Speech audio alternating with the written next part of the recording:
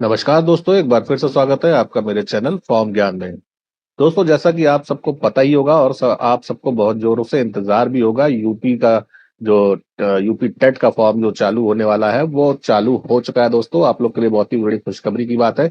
यहाँ पर मैं उसके ऑफिशियल वेब पोर्टल पर हूँ, ऑफिशियल वेबसाइट पर हूँ, जहाँ से हम लोग को उसका फॉर्म फिलअप करना है। तो आज का हमारा वीडियो इसी के ऊपर है कि इसका फॉर्म हम कैसे स्टेप बाय स्टेप फिलअप करेंगे। मैं इसके नोटिफिकेशन के बारे में आप लोग को कोई जानकारी नहीं दूंगा। इसका नोटिफिकेशन अगर आपको चाहिए है तो आप मेरे पास सीधे मेरे टेलीग्राम चैनल से उसको डाउनलोड कर सकते हैं, वहां पर आके डाउनलोड कर सकते हैं। तो आप उसका नोटिफिकेशन वहां से देख सकते हैं या फिर ऑफिशियल वेबसाइट से भी नोटिफिकेशन डाउनलोड कर सकते हैं। मैं नोटिफिकेशन के बारे में कोई भी जानकारी नहीं दूंगा आज के वीडियो में। मैं केवल आपको ये बताऊंगा कि इसका फॉर्म आपको कैसे स्टेप बाय स्टेप और सही तरीके से फिलअप करना है। तो चलिए दोस्तों, बिना देर किए शुरू करते हैं आज का वीडियो। बस आप लोग से वही एक निवेदन है कि अगर आप आज मेरे चैनल पर पहली बार आए हैं या फिर इससे पहले आ चुके हैं और अभी तक चैनल को सब्सक्राइब नहीं किया है तो प्लीज चैनल को सब्सक्राइब कर लीजिए और बेल नोटिफिकेशन को ऑन कर लीजिए, जिससे कि मेरे हर नए वीडियो का नोटिफिकेशन आप तक पहुंच सके। तो चलिए दोस्तों, स्टार्ट करते हैं आज का वीडियो। तो दोस्तों, इतना तो हम लोग को सबको पता ही है कि यूपी टेट का फॉर्म भरने के लिए इस बार से हमको यहाँ पर ओटीआर करना है। और ऐसा ही हम लोगों ने नोटिफिकेशन में पढ़ा था, जिसमें लिखा था कि इस बार जो भी फॉर्म होगा यूपी टेट का वो ओटीआर बेस्ड होगा।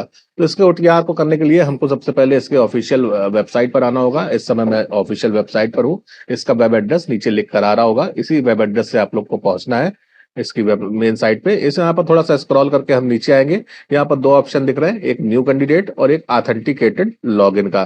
तो सबसे पहले हमको न्यू कैंडिडेट वाले ऑप्शन पे जो ग्रीन कलर का है उसमें इनिशियलाइड ओटीआर आईडी लिखा हुआ है, इस पे हमको क्लिक करना है। तो चलिए हम क्लिक करते हैं। क्लिक करने से पहले नीचे देखिए दोस्तों, कुछ नोट दे रहा है प्री रिक्विसाइट्स का। Have your Aadhaar card, 10th certificate and recent photograph ready. मतलब तीन चीज आपको यहाँ पर रेडी रखनी है, अपना आधार कार्ड, अपना 10th का सर्टिफिकेट और रिसेंट फोटोग्राफ आपकी वो रेडी रखनी है। तो चलिए हम यहाँ पर इनिशियलाइड ओटीआर आईडी पे क्लिक करते हैं। अब यहाँ पर दोस्तों देखिए, अगला पेज खुला है, यूपी ई एसएससी रजिस्ट्रेशन। तो यहाँ पर हमको ओटीआर के लिए रजिस्ट्रेशन करना है, जिसमें कई डिटेल मांगी गई है। तो हम स्टेप बाय स्टेप इसको भरते हैं। थोड़ा सा मैं जूम कर देता हूँ, जिससे आप लोग को यहाँ पर परेशानी ना हो देखने में। तो दोस्तों, यहाँ पर सबसे पहले रजिस्ट्रेशन करने के लिए यहाँ पर सबसे पहले पर्सनल डिटेल मांग रहा है, full name as per 10th class marksheet. तो हमको अपना जैसा भी हमारा नाम 10th क्लास के सर्टिफिकेट में है, सेम वैसा ही नाम हमको यहाँ पर लिख देना है। याद रखिएगा, वही नाम आपका आपके आधार में भी होना चाहिए, या फिर कोई और अगर आप गवर्नमेंट आईडी प्रूफ लगाते हैं आधार के अलावा तो उसमें भी वो नाम आपका सेम होना चाहिए, जैसा कि आपका 10th वाली मार्कशीट में है। फिर इसके बाद आपको री इंटर यहाँ पर फुल नेम करना है। इसके बगल वाले ऑप्शन में री इंटर फुल नेम, तो जो नाम आपने यहाँ पर भरा हुआ है फुल नेम पर, वही सेम यहाँ पर आपको री इंटर कर देना है। जैसे कि मान लीजिए राहुल कुमार भरा है आपने, तो यहाँ भी आपको राहुल कुमार लिख देना है।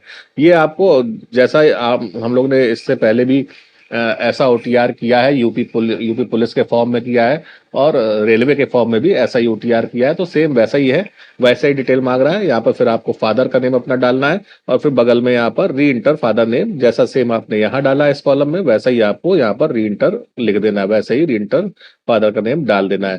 फिर मदर का नेम उसी तरह से मदर का नेम री इंटर यहाँ भी कर देना है। अपनी डेट ऑफ बर्थ यहाँ डालनी है और फिर री इंटर कर देनी है डेट ऑफ बर्थ को इधर पर राइट साइड में। इसके बाद जेंडर आपको सिलेक्ट कर लेना है। यहाँ पर तीन जेंडर दे रहा है, मेल, फीमेल और ट्रांसजेंडर। तो आपका जो भी जेंडर हो वो आपको यहाँ सिलेक्ट कर लेना है। उसके बाद री इंटर जेंडर में भी आपको वही सेम जो आपने यहाँ लिखा है वही यहाँ पर आपको सिलेक्ट कर लेना है। अब इसके बाद नीचे contact and identity number 2 option आएगा। तो यहाँ पर आधार कार्ड डिफॉल्ट लगा हुआ है। अगर आपके पास आप आधार कार्ड लगा सकते हैं तो आधार कार्ड ही लगाइएगा, नहीं तो इधर पर आपके पास और ऑप्शन मिल जाते हैं आधार के अलावा, ड्राइविंग लाइसेंस डायरेक्ट वेरिफिकेशन और पैन कार्ड डायरेक्ट वेरिफिकेशन। आधार कार्ड वेरीफाई वाया ओटीपी, मतलब अगर आप आधार लगाएंगे तो आपके पास एक ओटीपी जाएगा। अगर आप ड्राइविंग लाइसेंस लगाते हैं तो इसमें ओटीपी वगैरह नहीं जाएगा, डायरेक्ट वेरिफिकेशन हो जाएगा। इसी तरह पैन कार्ड में भी आपका डायरेक्ट वेरिफिकेशन यहाँ से हो जाएगा। तो मेरा आपको सजेशन यही है कि अगर आपके पास आधार है, उसमें मोबाइल आपका रजिस्टर्ड है और मोबाइल एक्टिव है, तो यहाँ आप आधार से ही इसको वेरीफाई करिएगा। इसके बाद हमको क्या करना है, जब ये सारा वेरीफाई हो जाएगा तो हमको इस चेक बॉक्स को यहाँ पर टिक कर देना है और अपना आधार कार्ड का नंबर यहाँ पर डाल देना है। आधार कार्ड का जब नंबर डालेंगे तो वेरीफाई वाया आधार ओटीपी आपको यहाँ पर क्लिक करना होगा। अब उसके बाद हमको वेरीफाई वाया आधार ओटीपी पे क्लिक कर देना है, तो एक ओटीपी हमारे आधार रजिस्टर्ड नंबर पर आ जाएगा। दोस्तों, हमने आधार का यहाँ पर ओटीपी डाल के वेरीफाइड कर दिया है। इसी तरह हमको यहाँ पर अपना मोबाइल नंबर डाल देना है और उसमें भी सेंड ओटीपी पे क्लिक करके उसका ओटीपी भी डाल के यहाँ पे वेरीफाई कर लेना है। फिर ईमेल आईडी पे भी क्लिक करके हमको ईमेल का ओटीपी भी डाल के ईमेल को भी वेरीफाई कर लेना है दोस्तों। तो दोस्तों, जब हम यहाँ पर अपना Aadhaar card, mobile number, email ID यहाँ पर वेरीफाई कर लेंगे, तो उसके बाद हमको यहाँ पर लाइव फोटो कैप्चर करनी है अपनी। तो चलिए उसको हम कैप्चर करते हैं। उससे पहले इसको हम थोड़ा सा जूम कर लेते हैं।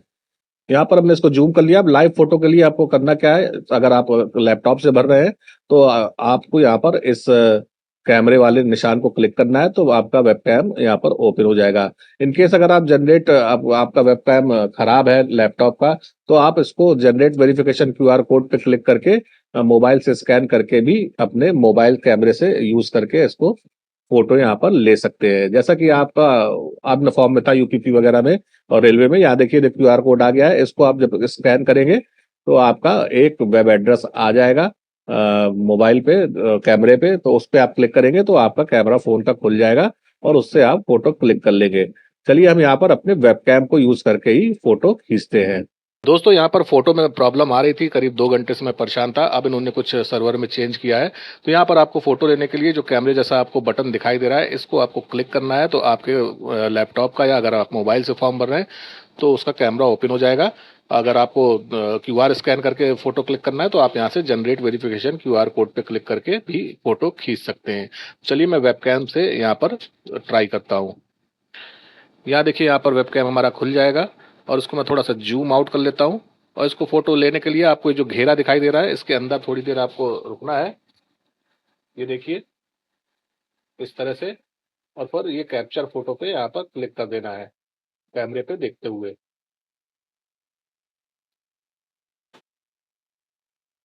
यहाँ पर आपकी फोटो कैप्चर्ड लिख कर आ जाएगा और सेव फोटो पे आपको क्लिक कर देना है। याद रखिएगा दोस्तों, फोटो आपको वही लेनी है जो अच्छे बैकग्राउंड में हो, अच्छी रोशनी में हो, और क्योंकि ये फोटो आपके एडमिट कार्ड में छप के आएगी। तो यहाँ हम इसको सेव कर लेते हैं। ये देखिए दोस्तों, यहाँ पर हमारी फोटो सेव हो गई है। अब हमको करना क्या है, हमको यहाँ पर एक पासवर्ड बना लेना है। पासवर्ड मैंने हमेशा ही आप लोग को बताया है कि ऐसा होना चाहिए जिसमें एक आपका स्मॉल लेटर हो, एक कैपिटल लेटर हो, एक स्पेशल करेक्टर हो और एक मिनिमम नंबर हो। तो इसी कॉम्बिनेशन से आपको बनाना है। आपकी स्क्रीन पे लिख के आ भी रहा होगा, इसी टाइप से आपको बना लेना है। सेम यही मत बनाइएगा, आप अपने अकॉर्डिंग ही यहाँ पर बनाइएगा। यहाँ पर देखिए मैंने पासवर्ड बनाया है और यहाँ पर उसको दे भी रहा है कि 8 करेक्टर लॉग होना चाहिए, upper case, lower case, number और स्पेशल करेक्टर। तो ये सारी चीज़ें देखिए मेरा हो गया है, सब ग्रीन है। 5/5 मेरा टिक हो गया है। अब इसी पासवर्ड को आपको यहाँ पर फिर से डाल देना है जिससे कि ये वेरीफाई हो जाए। ग्रीन हो गया, वेरीफाई हो गया। अब नीचे हम आएंगे तो यहाँ पर अकाउंट रिकवरी सिक्योरिटी क्वेश्चन एक मांगेगा। तो ये 4 टाइप के क्वेश्चन है। What is the name of your first school, what is your favourite book, what is your mother's maiden name, what was your childhood nickname.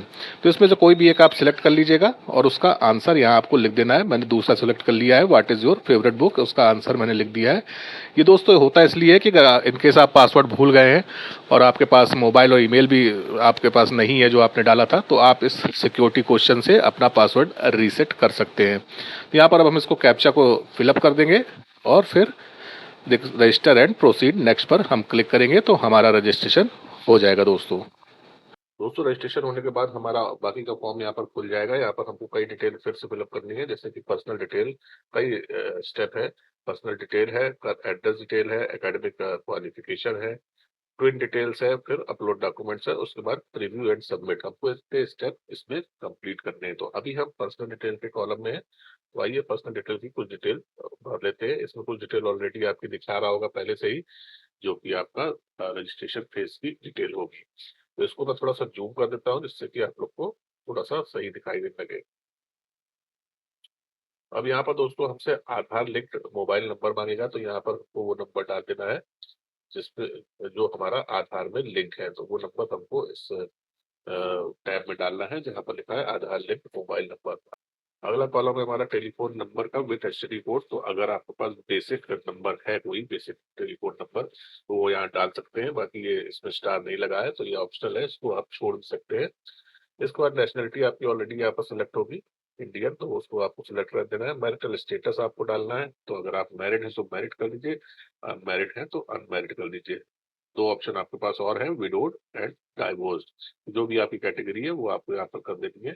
इसके बाद आपसे पूछेगा प्लेस ऑफ बर्थ, तो प्लेस ऑफ बर्थ आपको state अपना दिखा देना है कि कौन से स्टेट से आपका है जहाँ पर आप पैदा हुए।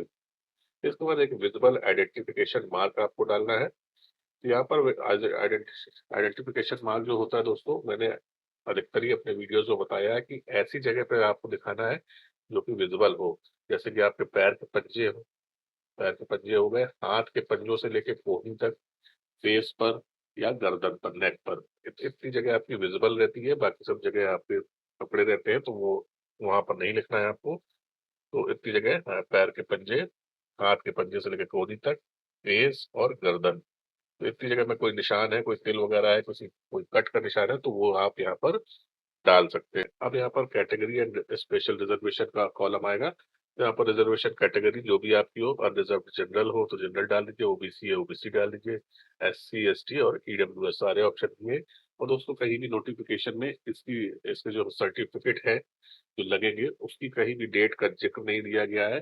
कुछ भी यहाँ पर मेंशन नहीं है कि किस डेट का आपको सर्टिफिकेट चाहिए। तो मान लीजिए हम ओबीसी यहाँ पर क्लिक करते हैं तो इसके आगे पूछेगा ओबीसी लेयर स्टेटस, तो वही क्रीमी लेयर और नॉन क्रीमी लेयर जिस भी ग्रुप में आप आते हो वो आप सेलेक्ट कर देना है। वैसे तो जिनका भी कास्ट सर्टिफिकेट उत्तर प्रदेश में बना होता है वो सब नॉन क्रीमी लेयर ही अधिकतर आते हैं, लेकिन आप अपने सर्टिफिकेट में देख लीजिएगा, उसमें मेंशन होगा कि आप नॉन क्रीमी लेयर है, क्रीमी लेयर है। तो यहाँ पर फिर आपसे कैटेगरी सर्टिफिकेट नंबर मांगेगा, तो आपका जो कास्ट सर्टिफिकेट है उसमें जो प्रमाण पत्र क्रमांक होगा वो आपको यहाँ पर डालना है और फिर उसकी इशू डेट यहाँ पर डाल देनी है। एडवर्टीजमेंट में किसी भी डेट का यहाँ पर मेंशन नहीं किया गया है कि कब का कास्ट सर्टिफिकेट आपका बना होना चाहिए।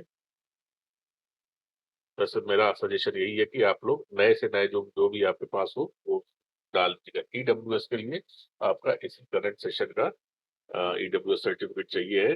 हालांकि उसकी भी डेट का जिक्र नहीं है, लेकिन ईडब्ल्यूएस 1 साल का ही बनता है, तो आप इस करंट सेशन का ही ईडब्ल्यूएस सर्टिफिकेट यहाँ पर लगाना है। ईडब्ल्यूएस वाले चाहे तो इस फॉर्म को 1 अप्रैल के बाद अप्लाई कर सकते हैं, क्योंकि उनका 1 अप्रैल से सर्टिफिकेट बदल जाएगा, तो 1 अप्रैल के बाद का सर्टिफिकेट बनवा के ही यहाँ पर लगा सकते हैं। इसके बाद आपसे इशूइंग अथॉरिटी मांगेगा, तो वही तहसीलदार आपका रहेगा इशूइंग अथॉरिटी में।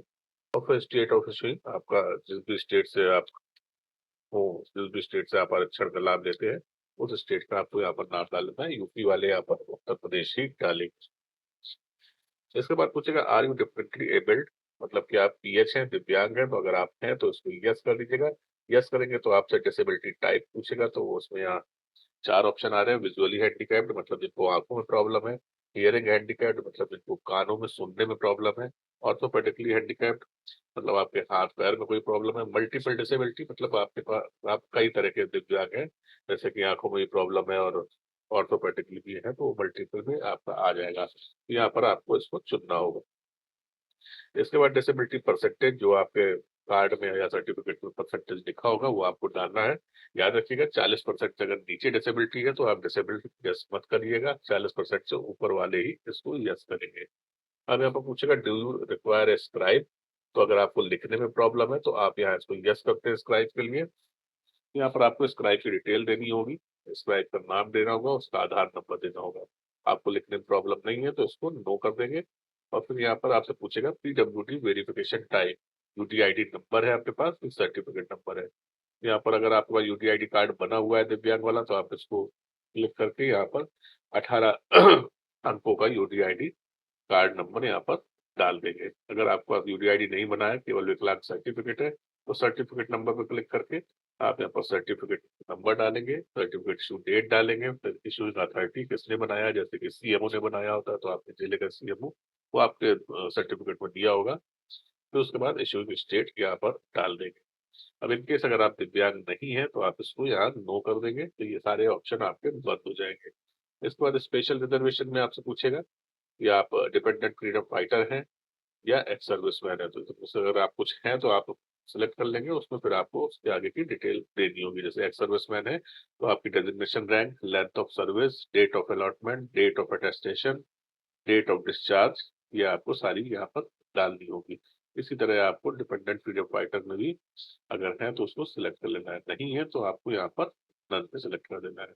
अब सीकिंग एज रिलैक्सेशन, तो वो आप एज रिलैक्सेशन अपना देख लीजिएगा, करना है तो आप उसको यस करिएगा और उसको यहाँ पर खुल जाएगा कि एससी है, एसटी है, ओबीसी है, एक सर्विसमैन है, उस हिसाब से आपका एज रिलैक्सेशन यहाँ पर आपको सिलेक्ट कर लेना है। जब ये हो जाएगा तो आपको यहाँ पर सेव एंड नेक्स्ट पर क्लिक कर देना है, तो आपका ये पर्सनल डिटेल वाला कॉलम सेव हो जाएगा।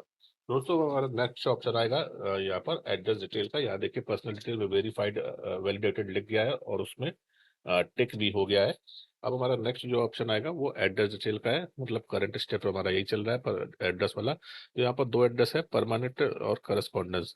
तो यहाँ पर आप अलग अलग एड्रेस भी डाल सकते हैं, मतलब आप परमानेंट एड्रेस भी डाल सकते हैं, परमानेंट एड्रेस तो आपको डालना ही डालना है। करस्पॉन्डेंस एड्रेस आप अलग भी डाल सकते हैं अगर आप कहीं और रह रहे हैं, या फिर आप इसको सेम भी कर सकते हैं। तो एड्रेस लाइन 1 में आपको, अगर आप ग्रामीण क्षेत्र से हैं तो वही यहाँ पर विलेज डाल देना है, और एड्रेस लाइन 2 में जो आपका अपना पोस्ट यहाँ पर डाल देना है।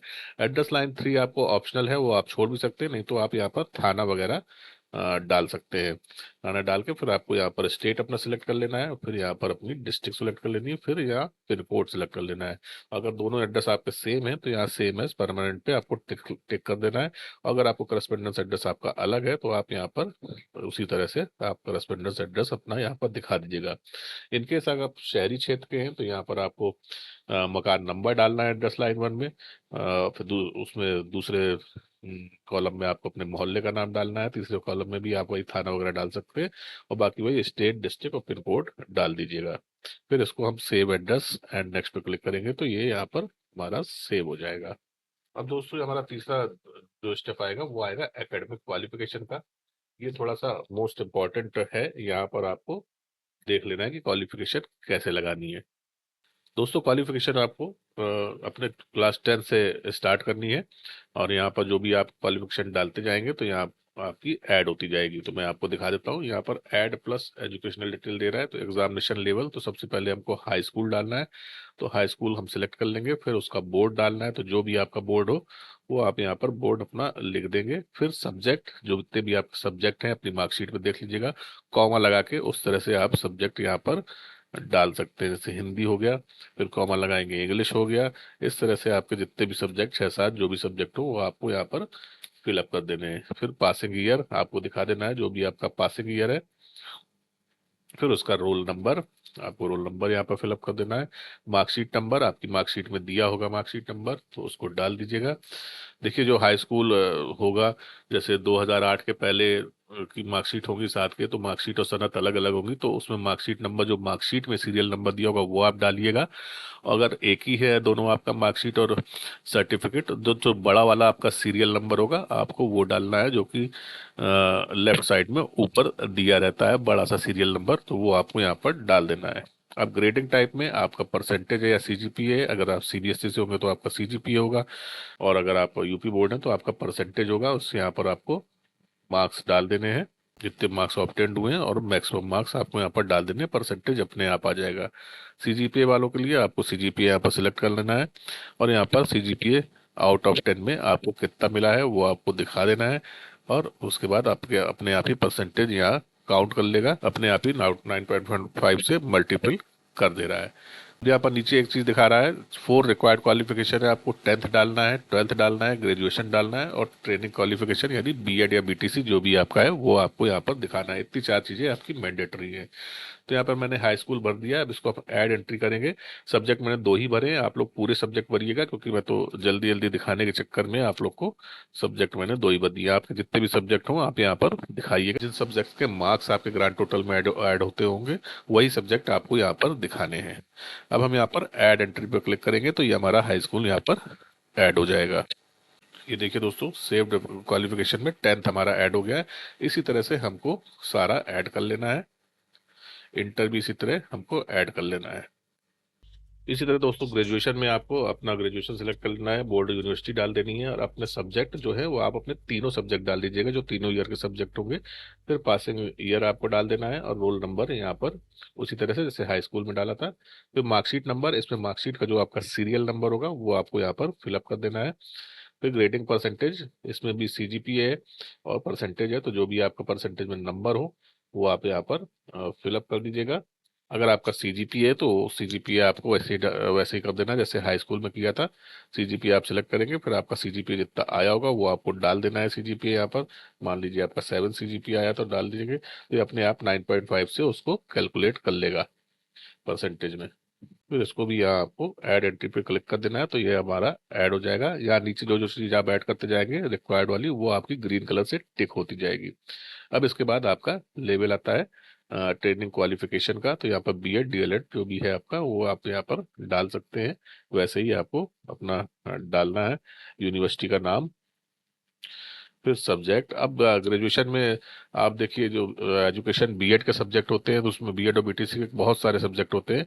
तो आप यहाँ पर कई चीजें लिख सकते हैं, जैसे एक तो एजुकेशन लिख सकते हैं, या फिर अपना टीचिंग सब्जेक्ट डाल सकते हैं, और या फिर यहाँ पर आप लिख सकते हैं ऑल कंपलसरी सब्जेक्ट। इस तरह से आप यहाँ पर सब्जेक्ट भी डाल सकते हैं, क्योंकि ऐसे तो बहुत सारे आपके पेपर होंगे तो सारे डालना यहाँ पर पॉसिबल नहीं होगा, तो आप ऑल कंपलसरी सब्जेक्ट्स यहाँ पर डाल सकते हैं। फिर आपको डालना क्या है, आपको यहाँ पर अपना पासिंग ईयर डालना है और फिर रोल नंबर डालना है। फिर मार्कशीट नंबर, वही मार्कशीट का जो सीरियल नंबर होगा वो आपको यहाँ फिलअप कर देना है। मार्क्स ऑब्टेंड, जो भी मार्क्स हो आपके यहाँ पर देख लीजिएगा। अब यहाँ पर देखिएगा दोस्तों, एक चीज यह है कि यहाँ पर बीएड वाले कॉलम में मार्क्स के में आपका केवल परसेंटेज ही दे रहा है, मतलब मार्क्स ऑब्टेंड और टोटल मार्क्स मार्क्स का ही ऑप्शन दे रहा है। तो यहाँ पर आपको वही दिखाना है, इसमें सीजीपीए वगैरह का ऑप्शन नहीं दे रहा है। तो हो सकता है कुछ दिन बाद इसमें सुधार करें आयोग वाले, लेकिन अगर नहीं भी आता है ऑप्शन तो भी दिक्कत नहीं है। आप यहाँ पर मार्क्स ऑप्टेंड में अपना सीजीपीए डाल सकते हैं, और टोटल मार्क्स में आप अपना जो भी आउट ऑफ मैक्सिमम सीजीपीए है वो डाल सकते हैं, अगर आपका सीजीपीए केस है। तो यहाँ पर परसेंटेज अपने आप ही उसी से ले लेगा। जैसे मान लीजिए आपका सीजीपीए आया 7.2, और फिर यहाँ पर आपको टोटल में 10 डाल देंगे, तो ये अपने आप ही वो 72 ले लेगा, मतलब 10 से आपको डिवाइड कर देगा। तो यहाँ पर परसेंटेज में आपको दिक्कत आएगी, क्योंकि सीजीपीए में परसेंटेज कुछ और ही आता है, 9.5 से आता है। तो उसमें परेशान मत होइएगा, आप डाल दीजिएगा अगर जो भी है, या फिर आप अगर उसको मार्क्स में कन्वर्ट कर सकते हैं अपने सीजीपीए को, तो कन्वर्ट करके डालेंगे तो ज़्यादा यहाँ पर बेटर रहेगा। ये डिटेल भरने के बाद हम यहाँ पर ऐड एंट्री पे क्लिक करेंगे, तो हमारा बीएड भी ऐड हो जाएगा। यहाँ देखिए चारों चीजें हमारी ऐड हो गई हैं। अब क्वालिफिकेशन में सबसे लास्ट में ऑप्शन आता है पोस्ट ग्रेजुएशन, जो कि ये ऑप्शनल है। तो अगर आप पोस्ट ग्रेजुएशन डालना चाहते हैं तो यहाँ पर आप डाल सकते हैं, नहीं तो ये जरूरी नहीं है, इसको आप छोड़ भी सकते हैं। इसके बाद जब आपका सब हो जाएगा तो आपको प्रोसीड नेक्स्ट पे यहाँ पर क्लिक कर देना है। दोस्तों अब हमारा नेक्स्ट ऑप्शन आएगा ट्विन डिटेल्स का, कि अगर आपके जुड़वा भाई बहन हैं तो उसकी डिटेल आपसे यहाँ पर पूछेगा। तो यहाँ पर पूछा do you have a twin brother और सिस्टर, तो अधिकतर कैंडिडेट का तो नो ही होगा। यहाँ पर जिनका यस है उनको यस करना है, और यहाँ पर ट्विंस का जेंडर देना है, आपके जुड़वा भाई बहन क्या है, बहन है जुड़वा बहन है कि जुड़वा भाई है। तो अगर वो मेल है तो मेल, या फीमेल है तो फीमेल आपको डाल देना है। अब यहाँ पर name of the twin as per Aadhaar, तो उसके आधार में उनका नाम क्या है ट्विन का, तो वो नाम आपको यहाँ पर फिलअप कर देना है। फिर appearing in the same exam, तो अगर वो भी सेम एग्जाम में अपेयरिंग कर रहे हैं तो यस कर देना है। ट्विन आईडी प्रूफ टाइप, तो यहाँ पर उनका आधार कार्ड का नंबर आपको डाल देना है, और फिर इसको सेव एंड नेक्स्ट पे क्लिक कर देना है। इनकेस नहीं है कोई ट्विन तो आपको इसको नो करके सीधे यहाँ पर सेव एंड नेक्स्ट स्टेप पर क्लिक कर देंगे हम।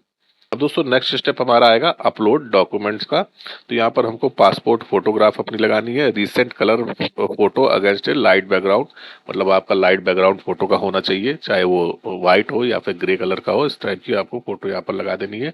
सिग्नेचर अपना लगा देना है, और उसका साइज होगा 10 से 200 KB, और फोटो का साइज होगा 30 KB से 300 KB के बीच।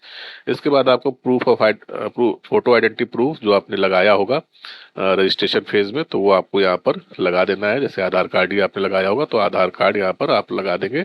इसमें कई सारे ऑप्शन दे रहा है, voter ID, PAN card, driving licence, passport, Aadhaar card, bank passbook with photo. तो आप आधार कार्ड ही यहाँ पर दिखाइएगा, आधार कार्ड का यहाँ नंबर लिख दीजिएगा। उसके बाद आधार कार्ड को यहाँ पर आपको पीडीएफ फाइल यहाँ पर सिलेक्ट करनी है। यहाँ पर लिख रहा है ना upload PDF format of the original document. इसका जो साइज होगा वो 50 से 500 KB के बीच होगा, तो वो यहाँ पर अपलोड कर देना है। फिर आपको अपनी 10th की मार्कशीट अपलोड करनी है, 12th की मार्कशीट अपलोड करनी है, और ग्रेजुएशन की मार्कशीट यहाँ पर अपलोड करनी है। ये जितने भी मार्कशीट अपलोड करनी है वो सब 50 से 500 KB के बीच में पीडीएफ फाइल आपको यहाँ पर अपलोड करना है। अब यहाँ पर एक हैंड डिक्लेरेशन दे रहा है, तो नीचे दी गई घोषणा को अपने हाथ से लेकर उसकी फोटो स्कैन अपलोड करें। तो ये जो लिखा हुआ है, मैं शपथ पूर्वक अभिकथन करता हूं कि ऑनलाइन रजिस्ट्रेशन, तो मतलब जो हैंड डिक्लेरेशन है इसको आपको एक सादे कागज में लिख लेना है हाथ से, और इसको बढ़िया साफ साफ अच्छी राइटिंग में लिखिएगा। और कोशिश करिएगा कि ब्लू पेन से लिखिएगा, क्योंकि यहाँ पर दिया नहीं है कुछ भी ब्लू या ब्लैक से किससे लिखना है। तो ब्लू या ब्लैक आप किसी भी पेन से लिख सकते हैं, बाकी किसी पेन से मत लिखिएगा, जैसे रेड ग्रीन ये सब मत करिएगा। तो यहाँ पर लिख के उसकी फोटो खींच लीजिएगा या उसको स्कैन कर लीजिएगा, और यहाँ पर उसको अपलोड कर देना है आपको। फोटो खींचने के बाद वही 50 से 500 के भी पीडीएफ बनाकर उसको आपको यहाँ पर अपलोड कर देना है। सॉरी, इसका पीडीएफ नहीं अपलोड होगा, इसका आपको जेपीजी या पीएनजी फाइल बनानी है और उसको यहाँ पर अपलोड कर देना है। फिर ट्रेनिंग सर्टिफिकेट, अब बीएड देखिए यहाँ आ गया नीचे, उसका आपको ट्रेनिंग का सर्टिफिकेट लगाना है। सर्टिफिकेट का मतलब होता है डिग्री दोस्तों, तो अगर डिग्री है तो लगा दीजिएगा, डिग्री नहीं है तो आप यहाँ पर मार्कशीट लगा दीजिएगा, कोई दिक्कत नहीं है, मार्कशीट लगा दीजिएगा। फिर कैटेगरी सर्टिफिकेट, आपको अपना कास्ट सर्टिफिकेट लगाना है। एज रिलैक्सेशन सर्टिफिकेट, अगर आपने रिलैक्सेशन लिया है तो यहाँ भी आपको वही अपना कास्ट सर्टिफिकेट अपलोड कर देना है, या जो भी आपने रिलैक्सेशन लिया हो, जैसे फ्रीडम फाइटर का या एक्स सर्विसमैन का, अगर वो रिलैक्सेशन लिया है तो आपको वो वाला सर्टिफिकेट यहाँ पर अपलोड कर देना है। और फिर यहाँ पर proceed to preview and submit पे क्लिक कर देना है दोस्तों। अब दोस्तों जो आपका नेक्स्ट स्टेप आएगा वो आएगा प्रीव्यू का। तो यहाँ पर आपको पूरा प्रीव्यू आपका दिखाएगा, आपका फोटो, आपका नाम, पिता का नाम, mother name, date of birth, और कैटेगरी आपकी, और जितना भी डिटेल आपने फिलअप किया है, एड्रेस डिटेल, एकेडमिक डिटेल, सारा यहाँ पर आपको शो कराएगा। तो इसको एक बार आप यहाँ पर चेक कर लीजिएगा। उसके बाद या चेक, जब आप चेक कर लेंगे तो यहाँ पर टिक करेंगे चेक बॉक्स में, और कंप्लीट ओटीआर प्रोफाइल पर यहाँ पर क्लिक कर देंगे। यहाँ पर आपका ओटीआर कंप्लीट हो जाएगा दोस्तों। ओटीआर कंप्लीट होने के बाद यहाँ हमारा देखिए रजिस्ट्रेशन कंप्लीट दिखा रहा है, ओटीआर डिटेल कंप्लीटेड दिखा रहा है। अब यहाँ पर एग्जाम हमको अप्लाई करना है, तो यहाँ पर यूपी टेट एक ही एग्जाम दिखा रहा है, यूपी टेट 2026। इस पे हमको यहाँ पर अप्लाई नाउ पे क्लिक कर देना है। क्लिक करने के बाद और कुछ डिटेल खुलेगी, जैसे अप्लाइड फॉर लेवल, तो हमको लेवल यहाँ डालना है। तो यहाँ पर सारे लेवल दिए, पेपर 1 क्लास 1 से 5 वाला दिया है, पेपर 2 पर प्राइमरी क्लास से 6 एंड 8 दिया है, बोथ पेपर 1 एंड पेपर 2। तो अगर आपको दोनों अप्लाई करना है तो आप दोनों पे सिलेक्ट करिए, पेपर सेकंड अप्लाई करना है तो उस पर सिलेक्ट करिए, पेपर फर्स्ट पे अप्लाई करना है तो फर्स्ट करिए। अगर आप बीटीसी किए हैं तो आप दोनों अपलोड यहाँ पर कर सकते हैं, सॉरी दोनों अप्लाई यहाँ पर कर सकते हैं। और केवल आप प्राइमरी भी अप्लाई कर सकते हैं बीटीसी वाले, बीएड वाले केवल पेपर सेकंड यहाँ पर अप्लाई करेंगे। अब यहाँ पर सब्जेक्ट ग्रुप हमसे पूछेगा, तो अगर आपने बीएड या बीए आपने आर्ट्स किया है तो आपका सब्जेक्ट हो जाएगा सोशल साइंस आर्ट, और अगर आपने बीएससी किया हुआ है तो आपका साइंस एंड मैथमेटिक्स यहाँ पर सिलेक्ट हो जाएगा। अब यहाँ पर उसको पूछेगा are you working as a government teacher, तो अगर आप वर्किंग है तो आपको यहाँ पर यस कर देना है, और यहाँ पर उसकी डिटेल आपको डालनी है, सिलेक्ट टाइप डालना है, प्राइमरी के टीचर है कि अपर प्राइमरी के टीचर है, तो आपको यहाँ पर प्राइमरी सिलेक्ट कर लेना है अगर आप प्राइमरी टीचर हैं। फिर आपको अपने स्कूल का नाम डालना है, डेट ऑफ ज्वाइनिंग डालनी है, डेट ऑफ रिटायरमेंट, जो भी आपकी रिटायरमेंट डेट होगी वो यहाँ डालनी है, और मानव संपदा HRMS कोड यहाँ पर डालना है आपका। अगर आप गवर्नमेंट टीचर हैं तो आपके पास मानव संपदा पोर्टल में आपका रजिस्ट्रेशन होगा, तो उसका जो भी आपका कोड होगा, मानव संपदा कोड, वो आपको यहाँ पर डाल देना है। अब यहाँ पर फर्स्ट लैंग्वेज पूछेगा, तो आपकी हिंदी जो है वो ऑलरेडी यहाँ पर सिलेक्टेड होगी फर्स्ट लैंग्वेज। सेकंड लैंग्वेज आपको चुन लेनी है, इंग्लिश, संस्कृत, उर्दू में कोई एक, तो वो आपको यहाँ पर चुन लीजिएगा। फिर उसके बाद अगर आप यहाँ पर टीचर नहीं है तो ये नो कर दीजिएगा, तो ये डिटेल यहाँ बंद हो जाएगी। क्योंकि मैंने पेपर सेकंड यहाँ पर सिलेक्ट किया है, ये उसकी यहाँ पर डिटेल दे रहा है। तो बीएड वालों को क्या करना, क्या है, ये दूसरा वाला ऑप्शन यहाँ पर चुन लेना है, न्यूनतम 50% अंकों के साथ स्नातक अथवा प्रस्नातक और राष्ट्रीय एनसीटीई से मान्यता प्राप्त संस्था से शिक्षा शास्त्र में स्नातक बीएड, तो ये वाला ऑप्शन यहाँ पर चुन लेना है बीएड वालों को, 50% अंक वाला या 45% अंक वाला। तो फिर 45% अंकों वाला तो उनके लिए होगा जो SC ST कैंडिडेट है। यहाँ पर एक मैं चीज और देख लेता हूँ कि क्या प्राइमरी में यहाँ बीएड का ऑप्शन है, क्योंकि नोटिफिकेशन में तो उन्होंने यहाँ पर बीएड हटा दिया था, पहले दिया था लेकिन उसके बाद बीएड उन्होंने हटा दिया था। अब यहाँ पर प्राइमरी में आपको कहीं भी बीएड का ऑप्शन नहीं दे रहा है, बीएड का ऑप्शन यहाँ प्राइमरी में नहीं है दोस्तों। पहले वो आया था कि ब्रिज कोर्स आपको करना होगा, और प्राइमरी अगर आप डालते हैं बीएड वाले तो उनको ब्रिज कोर्स करना होगा 2 साल का। तो उसके बाद ये ऑप्शन यहाँ से हटा दिया था उन्होंने, नोटिफिकेशन से शुद्धि पत्र दिया था उससे वो ऑप्शन उन्होंने हटा दिया था। अगर आप बोथ पेपर डालेंगे तो दोनों का आपको पहले प्राइमरी का आपको सिलेक्ट करना है, उसके बाद आपको पेपर सेकंड का यहाँ पर सिलेक्ट कर लेना है। यहाँ पर भी दोस्तों आपको अपने बीएड की डिटेल यहाँ पर फिलअप कर देनी है, बोर्ड का नाम और उस क्वालिफिकेशन स्टेटस, 5 जगह परसुइंग है बीएड जो आप जिन्होंने कैंडिडेट ने अपना एडमिशन भी लिया है तो उनको लिए भी शुद्धि पत्र आया कि वो भी यहाँ पर अप्लाई कर सकते हैं। पहले नोटिफिकेशन में था कि केवल फाइनल ईयर में ही बैठने वाले अप्लाई कर पाएंगे, लेकिन उसके बाद ये नोटिफिकेशन आया कि आप एडमिशन लिए हैं उन वो भी यहाँ पर अप्लाई कर सकते हैं। यहाँ पर एक्सपेक्टेड डेट ऑफ पासिंग, यहाँ पर एक्सपेक्टेड डेट ऑफ ग्रेजुएशन लिख रहा है, तो इससे आप लोग कंफ्यूज मत होइएगा, ये बीएड का ही है तो एक्सपेक्टेड डेट ऑफ आपकी पासिंग यहाँ पूछेगा तो वो डेट आपको एक्सपेक्टेड डाल देनी है परसुइंग वाले कैंडिडेट के लिए कि आप कब पास हो रहे थे, 26 में तो 28 में आएगा आपका रिजल्ट उस हिसाब से, या 27 में आएगा तो उस हिसाब से आपको यहाँ पर एक्सपेक्टेड डेट एक डाल देनी है। वो अपने अनुसार डाल दीजिएगा, पिछले रिजल्ट को देखते हुए कि किस मंथ में रिजल्ट आता था उसी मंथ के आसपास आप लोग भी यहाँ पर फिलअप कर दीजिएगा। मार्क्स ऑब्टेंड ये सब आपका परसुइंग में तो बंद हो जाएगा, बंद हो जाना चाहिए, लेकिन यहाँ पर बंद हुआ नहीं है, तो मैं यहाँ देख लेता हूँ कि इससे आगे आप बढ़ाएगा कि नहीं बढ़ाएगा। दोस्तों देखिए यहाँ पर मार्क्स में आपका नहीं ले रहा है, तो मैं इसको जैसे किसी भी यूनिवर्सिटी से आपने किया कर रहे होंगे बीएड या बीटीसी, तो आप उस हिसाब से उसका टोटल मार्क्स, जैसे बीएड रहता है तो 1200 का टोटल मार्क्स रहता है, तो उसमें 1200 आप टोटल मार्क्स में डाल दीजिएगा और मार्क्स ऑब्टेन में 0 ही रहने दीजिएगा। सेव एंड नेक्स्ट पे आप क्लिक करिएगा, देखिए सेव हो जाएगा। अब यहाँ पर आपको अपनी मार्कशीट यहाँ पर लगानी है, जिस किसी भी सेमेस्टर की होगी मार्कशीट वो आप यहाँ पर लगा दीजिएगा।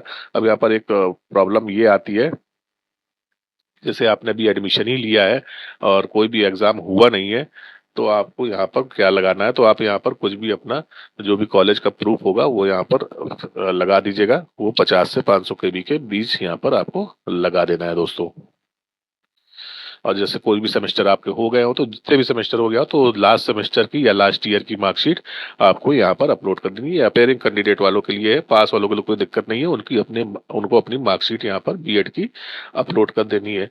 अपलोड करने के बाद आपको यहाँ आगे बढ़ जाना है दोस्तों। अपलोड करने के बाद आप प्रोसीड टू प्रीव्यू में आ जाएंगे, तो यहाँ पर आपको फिर पूरा प्रीव्यू दिखाएगा पूरे फॉर्म का, और यहाँ पर आप अपनी एग्जाम प्रेफरेंस एंड एलिजिबिलिटी देख सकते हैं।